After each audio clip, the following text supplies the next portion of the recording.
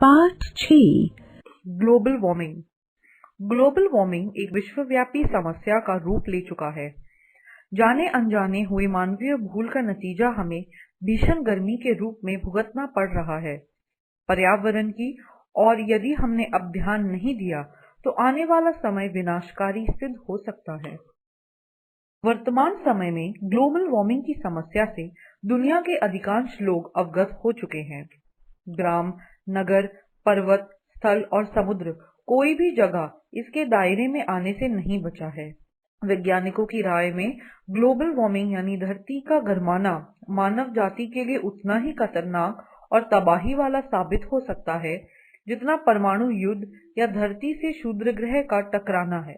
Global warming की समस्या को पूर्व में अधिक गंभीरता से नहीं लिया जाता था, लेकिन समस्या के विकराल रूप धारण करने पर इसकी ओर लोगों का ध्यान आकृष्ट हुआ और समस्या की रोकथाम हेतु वैश्विक प्रयास होने शुरू हो गए। धरती पर बढ़ता तापमान पूरी दुनिया में जबरदस्त कहर ढा रहा है। अपना देश भारत भी ग्लोबल वार्मिंग की चपेट में है। मौसम वैज्ञानिकों का कहना है कि भारत का औसत तापमान 0.57 डिग्री सेल्सियस प्रति 100 वर्ष की दर से ऊपर उठ रहा है। चिंता की बात यह है कि यह दर लगातार बढ़ती ही जा रही है। तेजी से बढ़ते ग्लोबल वार्मिंग के असर को साफ देखा जा सकता है।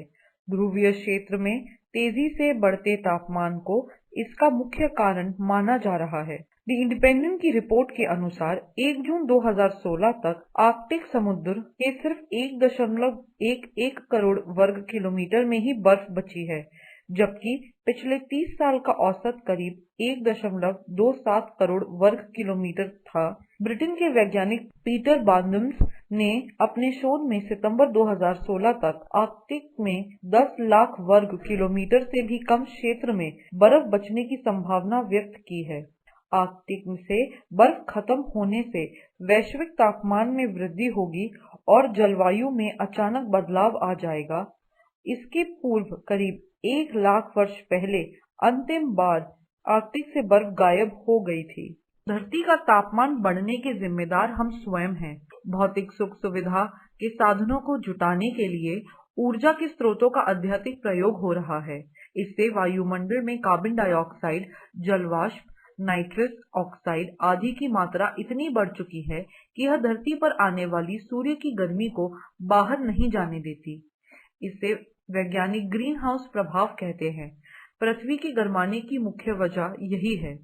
भविष्य में जलवायु परिवर्तन यानी तापमान के उतार चढ़ाव का अनुमान लगाने के लिए संयुक्त राष्ट्र संघ यूएनओ ने वर्ष 1988 में एक वैज्ञानिक दल का गठन किया था।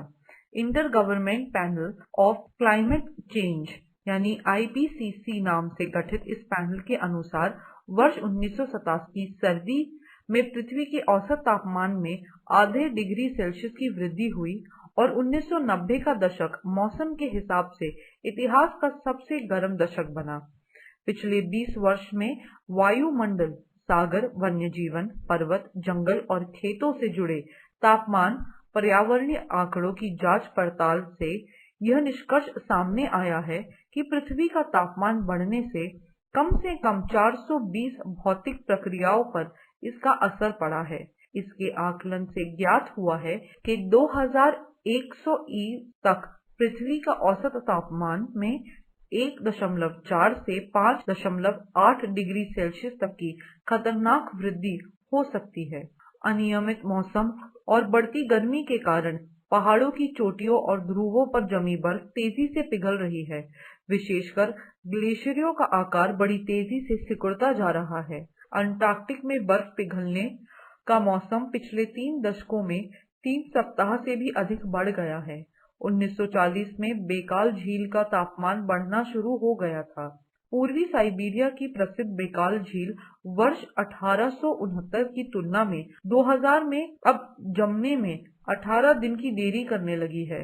वेनेजुएला में 1972 के पहाड़ों की चोटियों पर 6 ग्लेशियर मौजूद थे, जबकि अब केवल 5 ही बचे हैं। ग्रीनलैंड में ग्लोबल वार्मिंग के कारण 400 खरब टन अतिरिक्त बर्फ हर साल पिघलती है। यह पहले के आकलन से 7% ज्यादा है। दुनिया भर की बर्फ पिघलने से सागरों का जलस्तर लगातार ऊपर उठता जा रहा है। आईपीसीसी की नवीनतम रिपोर्ट के अनुसार यदि समुद्र का जलस्तर केवल 1 मीटर ऊपर उठ जाए तो दुनिया के कई हिस्से सदा के लिए सागर में विलीन हो सकते हैं। इसमें मालदीव, बांग्लादेश, इंडोनेशिया के कुछ द्वीप, मुंबई के समुद्र तट के भाग, अंडमान निकोबार द्वीप, नील नदी का डेल्टा, अमेरिका में फ्लोरिडा का तट और लुजियाना प्रांत के काफी हिस्से शामिल हैं। ग्लेशियर पिघलने से पृथ्वी की जलवायु को भी गंभीर खतरा पहुंच सकता है, क्योंकि पृथ्वी पर मौसमी चक्र बनाए रखने में सागरों और ग्लेशियरों की महत्वपूर्ण भूमिका होती है। ग्लेशियर पिघलने से पहले तो नदियों में बाढ़ आएगी, तदुपरांत ये नदियां हमेशा के लिए सूख जाएंगी। इसका कृषि के साथ ही नदियों के तट पर बसे नगरों के जनजीवन पर और व्यवसाय पर गहरा असर पड़ेगा। ग्लोबल वार्मिंग की भयावहता को वर्णित करने का तात्पर्य यह कदापि नहीं है कि हम इस संभावित प्रलय से बचने के सभी मार्ग बंद हो चुके हैं। धरती पर तापमान वृद्धि के मुख्य दोषी कार्बन डाइऑक्साइड को वायुमंडल से सोखने की कई तरकीबें हैं। पेड़ पौधों को यह गैस सोखने का सबसे सशक्त माध्यम माना जाता है। मात्र 1 हेक्टेयर पर लगे जंगली पेड़ प्रत्येक वर्ष 13.6 टन कार्बन डाइऑक्साइड श्वास द्वारा सोख सकते हैं। इसी तरह यदि खेतों में जुताई न करके जैविक कृषि तकनीक अपनाई जाए तो प्रत्येक वर्ष 1 हेक्टेयर कृषि से 2.7 टन कार्बन डाइऑक्साइड वायु में घुलने से बच सकती है। सबसे अधिक कार्बन डाइऑक्साइड ऊर्जा के परंपरागत साधनों लकड़ी, कोयला, गैस, पेट्रोल, डीजल आदि के प्रयोग से उत्पन्न होती है।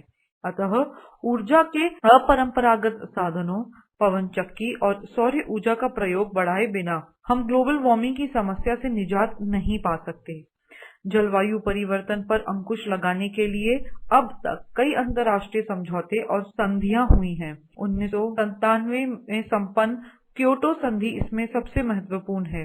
क्योटो संधि में विशेष रूप से कार्बन डाइऑक्साइड के निःसरण पर अंकुश के तमाम प्रावधान मौजूद हैं।